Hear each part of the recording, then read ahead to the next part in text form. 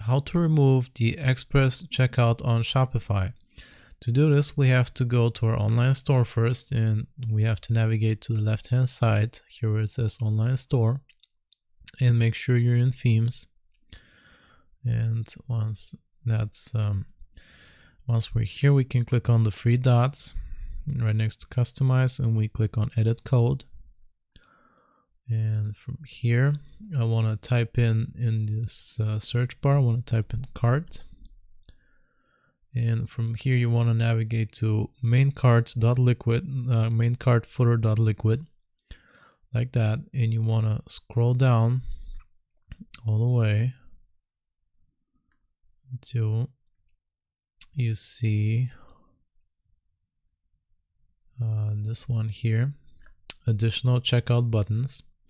So you want to select this and up until this this part here, and you just click on backspace or delete. And once you're done with that, you just click on save, and that's it. That's how you remove the express checkout on Shopify. I hope this was useful. Remember to like and sub, and I'll see you next time.